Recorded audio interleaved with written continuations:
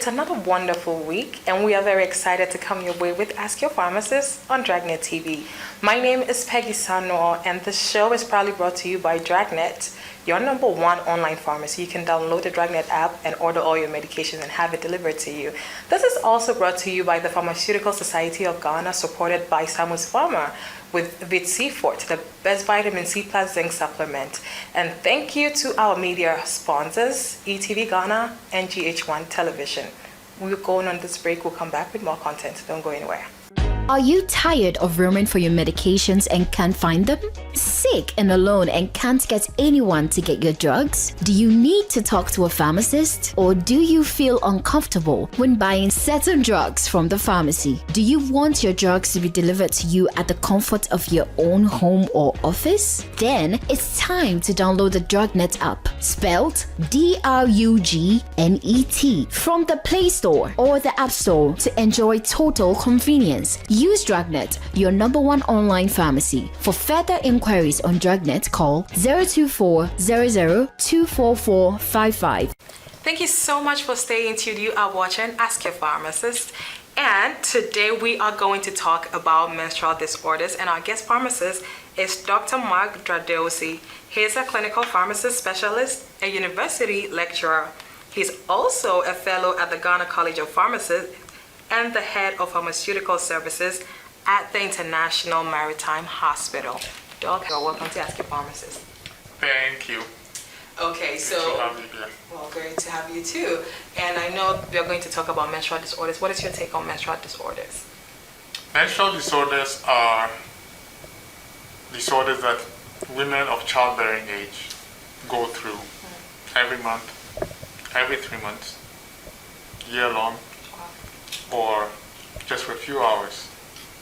So it's just an uncomfortable feeling or a disease or a medical condition that can range from a mild pain to severe bleeding, depending on what happens to the person, to also psychosocial issues such as depression,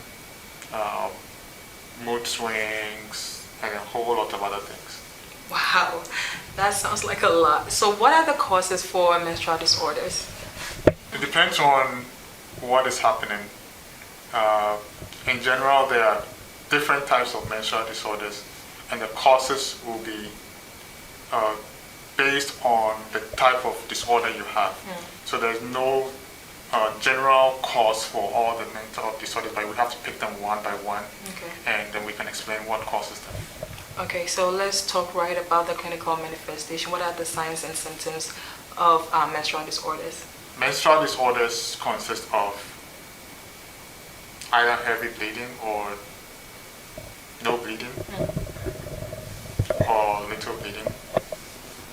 Menstrual pain, which could be the cramps and pooling or other things that happen when it comes to menstruation.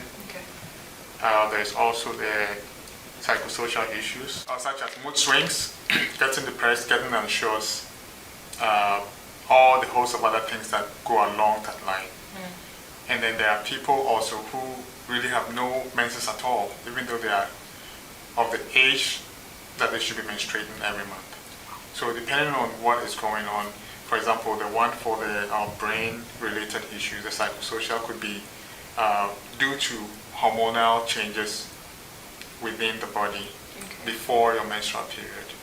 And then there are other ones also, like in terms of even the bleeding, could be due to medical conditions or could be due to anatomical changes within the uterus or around the sexual organs. So there are so many things that could cause it. Wow, that's interesting. Are there any risk factors? Yes, there could be risk factors. One, people who smoke, so females who smoke, could be at risk of menstrual problems. As you age, or even if you started menstruating very young, somewhere around 11 years old or less, or you're obese, so you're overweight, you do not exercise, you're stressed out, you don't sleep well, your diet is not regular, or you don't eat healthily, you've taken a lot of caffeine, the caffeinated products, fatty food, basically the unhealthy stuff. We mentioned exercise and a whole lot of other things. Maybe you have hormonal, you have problems within your body that could make you prone to this. Mm-hmm. For some people, it could be cancer, it could be issues going on, it could be infections, and so forth. Okay. Wow. So I would want to know more about the complication and its correlation with infertility. I know a lot of women start feeling a certain type of way when they start experiencing menstrual disorders. What is the correlation? It all just depends on what is being affected. So if you're talking about the uterus, if your menstrual disorder has to do with the uterus and it's not attended to early, or you go through a procedure that affects the lining of the uterus, which makes it difficult for implantation, definitely there could be an issue with you getting pregnant. There are certain people who have anatomical issues or problems with the structure of the reproductive system, and if that also is not fixed, then it could lead to future problems getting pregnant and so forth.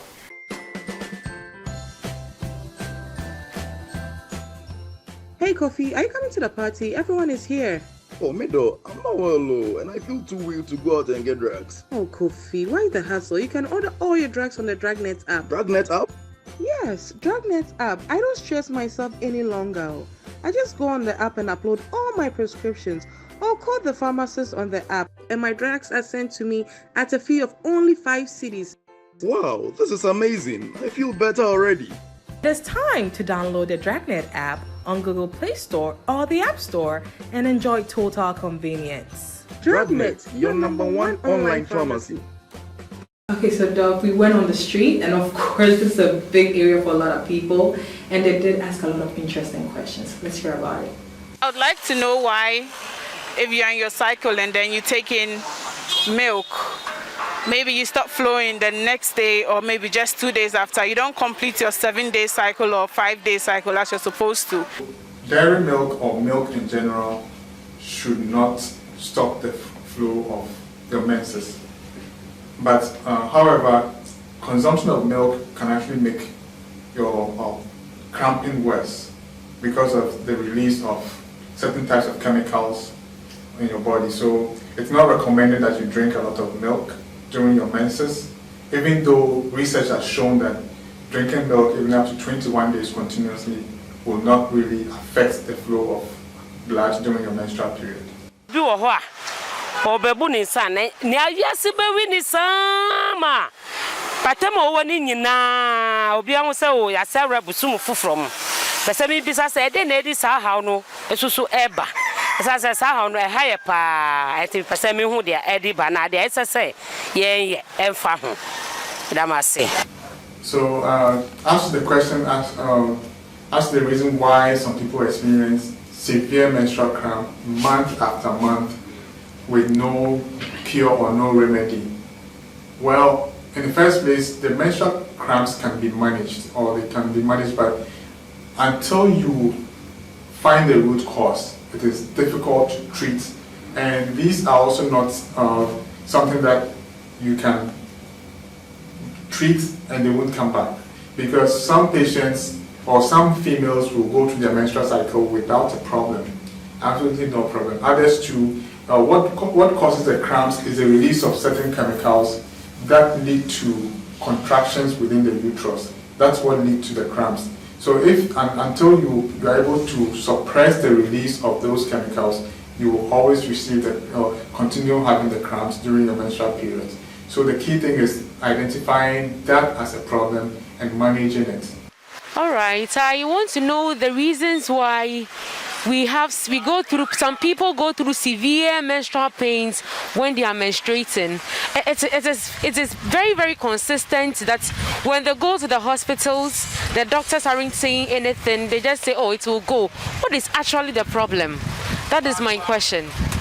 Yes, I wouldn't say it's normal, because any problem you have during your menstrual period it should be something for concern. As much as many women will go through their menstrual periods without a problem, some may still experience contractions or menstrual cramps, as we call it, before, during, and a few days after your menses. So I also want to know why some people have their menses this month, the following month or the following 2 months it doesn't come. I want to know the reason why.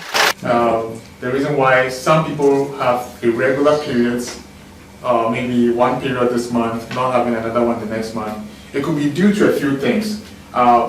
Sometimes it could be due to drugs that you take, others exercising too much, having very high or low body weight, that's another cause, and then not eating enough. Some people do not really eat well.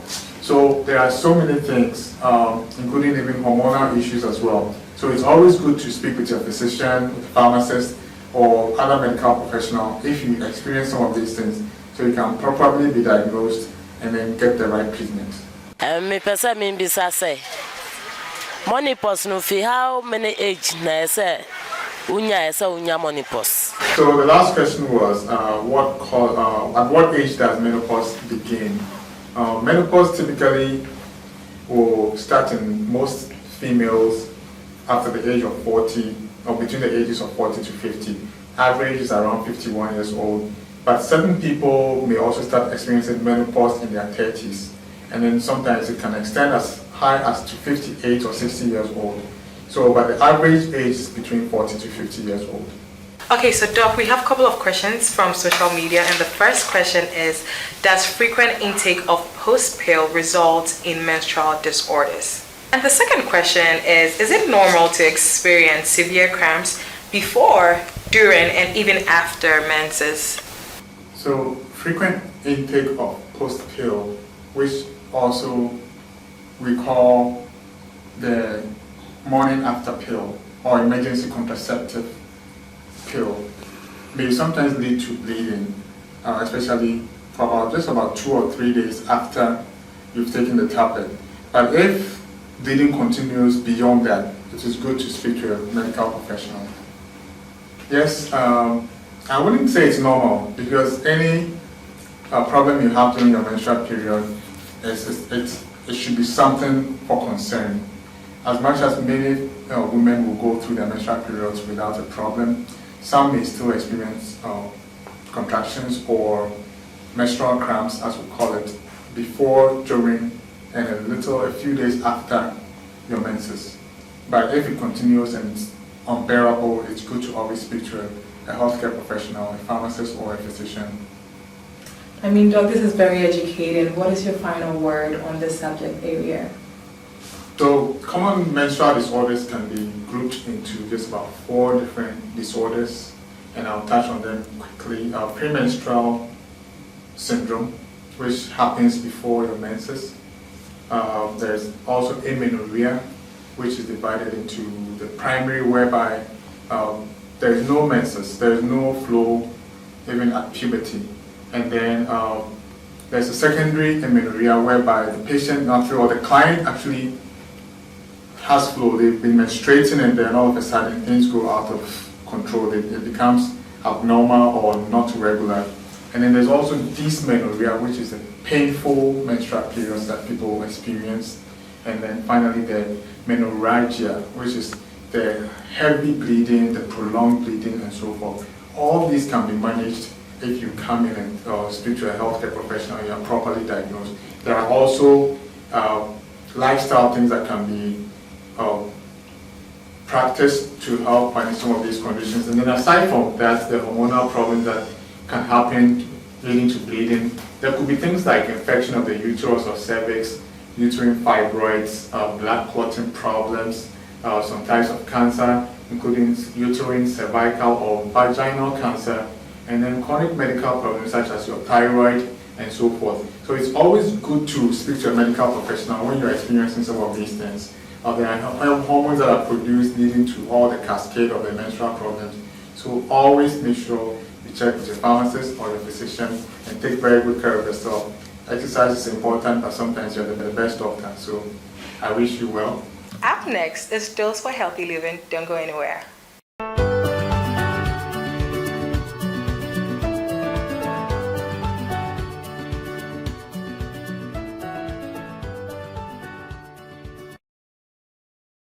Today on Dose for Healthy Living, use water as a chaser for your medication. It is usually best to take prescription medications with a full glass of water. This can help prevent stomach irritation and improve absorption. Don't take them with soft drinks or grapefruit juice.